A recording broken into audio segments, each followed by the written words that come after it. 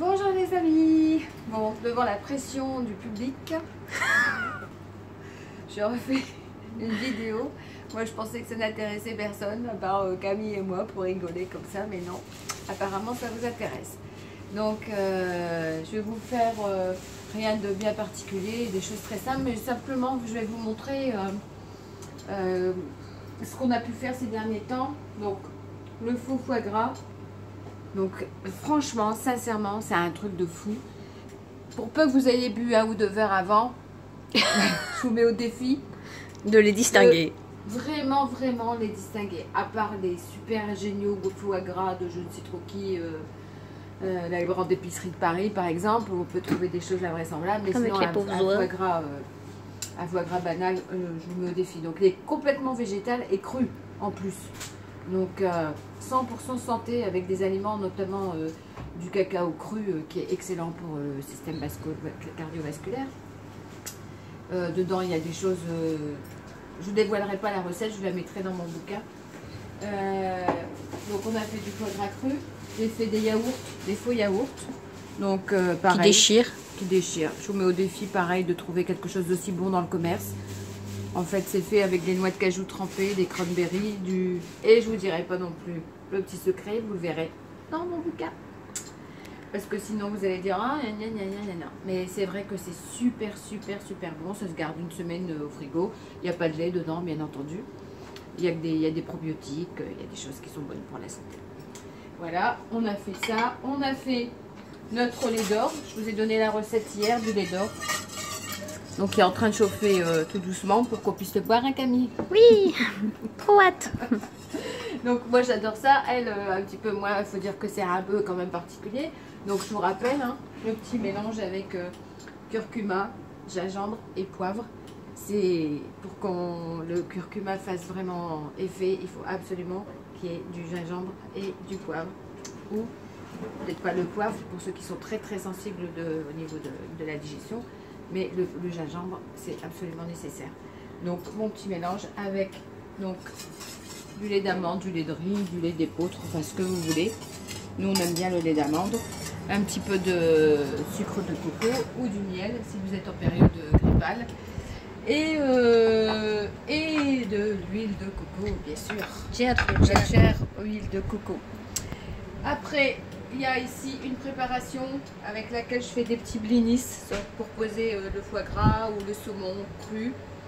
Ici, une préparation, je vous ai déjà donné la recette, des petites crêpes, des petits dossas avec le riz et les lentilles corail. C'est une préparation crue qu'on fait fermenter. Les deux ont fermenté pendant au moins 2 jours pour amener le maximum de bienfaits au niveau intestin. Donc, vous voyez, ça c'est par exemple la pâte de sarrasin. C'est de la farine de sarrasin, donc 0 gluten, que de la farine de sarrasin, de l'eau et un tout petit peu de sel. J'ai mis un peu d'huile de coco dans ma poêle. Comme des vraies crêpes. C'est génial. Pas d'œuf, pas de lait. Dans la pâte du sarrasin, qui a beaucoup aussi de qualité nutritive. Et voilà. Et au lieu de poser, c'est vrai que ce serait mieux de ne pas les faire cuire à la poêle, de les faire cuire à la vapeur. Nous on a un système pour faire cuire tout ça à la vapeur, les petites crêpes à la vapeur à moins de 90 degrés, c'est nettement mieux. Mais bon, c'est vrai que c'est une petite période de fête, donc je mets très bas, hein. Vous voyez, je mets au 4, vraiment pour pas que ça grille, juste que ça cuise un tout petit peu. Et bien sûr, celle-là, comme c'est filmé, je vais la rater, j'ai voulu la retourner trop vite, mais vous la faites cuire tout doucement. Vous faites pareil avec la petite crêpe de lentilles. Et voilà, vous avez des petites choses amusantes qui vont vous permettre. Et tu fais quoi avec la crêpe de lentilles? Avec la crêpe de lentilles, on met dessus de la même façon des petites purées de carottes, des petites purées de légumes en tout genre, ou un petit morceau de foie gras. Ou, voilà, ça permet de manger, d'éviter de prendre du pain. Ça permet d'avoir des aliments qui ont un intérêt nutritif important. Le gluten, vous savez, hein, le gluten, bien sûr, il y a plein de gens qui vont vous dire, bah, moi le gluten, j'ai aucun problème. C'est pas le problème d'avoir un des problèmes, c'est que le gluten, c'est de la glu. Et donc ça se met dans l'intestin et l'intestin est obligé de beaucoup travailler pour digérer le gluten. Même si vous le digérez, c'est pas un problème, mais vous allez fatiguer votre corps pour rien, quoi. Il a autre chose à faire, votre corps, que d'aller digérer du gluten. Il faut qu'il reste en bonne santé le maximum de temps. Donc voilà pourquoi, mais sinon, bien sûr qu'il y a plein de gens qui digèrent. Camille, t'approche pas trop, c'est raté là.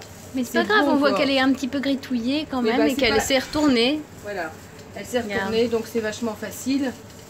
Mais il faut bien attendre que ce soit cuit. Hein. Là, par exemple, celle-là, elle était nickel. Elle n'était pas trop cuite. Et c'est comme ça qu'elles doivent être. Là, elles sont déjà un petit peu, à mon avis, un petit peu trop cuites. C'était à 5, il vaut mieux le mettre à 4. De toute façon, il vaut mieux éviter toutes les cuissons trop vives. Donc c'est pour ça que moi, des petites crêpes comme ça, j'aime bien les cuire à la vapeur. Là, je vous les montre comme ça. Mais voilà. Donc, le petit foie gras, les petits yaourts, les petites crêpes, le lait d'or. Tout ça, c'est des petites choses. C'est des choses qui sont simplissimes à faire, qui ne demandent rien du tout. Ça demande des noix de cajou, des cranberries. Ça demande du curcuma, du gingembre. Enfin, 3 fois rien. Et on tourne toujours souvent autour des mêmes aliments. Des aliments qu'on va trouver facilement, qu'on trouve dans la nature. On n'a pas besoin d'aller faire des recettes de fou pour se régaler. Il faut simplement prendre un tout petit peu de temps. Après ça, voilà, moi je ne suis pas médecin, je ne suis rien du tout. Je suis juste là pour vous donner des petites idées de ce qu'on peut faire pour essayer de changer cette façon qu'on a de vouloir nous imposer une nourriture qui vient des supermarchés. Une nourriture qui a été trafiquée, dans lequel on met, regardez n'importe quel paquet de n'importe quel truc que vous achetez, vous allez être effaré si vous donnez la peine de regarder de tout ce que vous allez trouver comme choses qui sont absolument pas nécessaires. Pour faire une crêpe de sarrasin, qu'est-ce qu'il faut? De la farine de sarrasin, de l'eau et du sel, c'est tout. Il n'y a pas besoin d'autre chose, il n'y a pas besoin de trucs, de machin, etc. Qu'est-ce que vous faites pour faire une petite crêpe? Le soir, vous mettez votre farine, votre eau, et c'est tout. Vous tournez un petit peu, le lendemain matin, votre pâte à crêpes, elle est bonne à faire, elle a fermenté toute la nuit. Voilà ce qui est chouette à faire.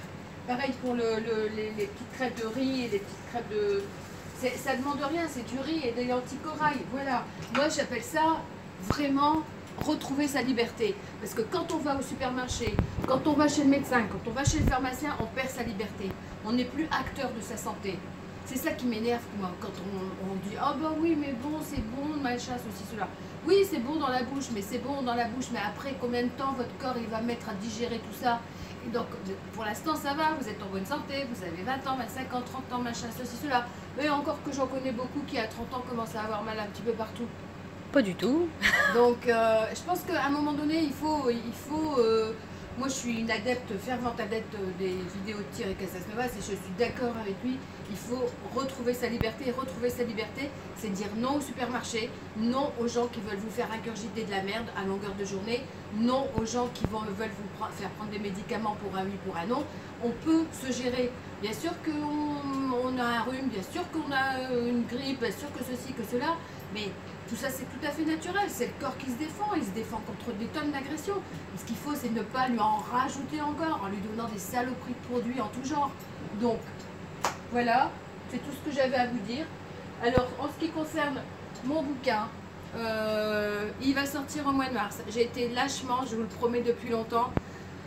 Depuis avril, Ravé Anso, qui est un éditeur de Villeneuve d'Ascq, dont Nathalie m'a mené en bateau pendant des mois et des mois pour me lâchement me laisser tomber. Je ne sais même pas, d'ailleurs, je n'ai même pas de nouvelles.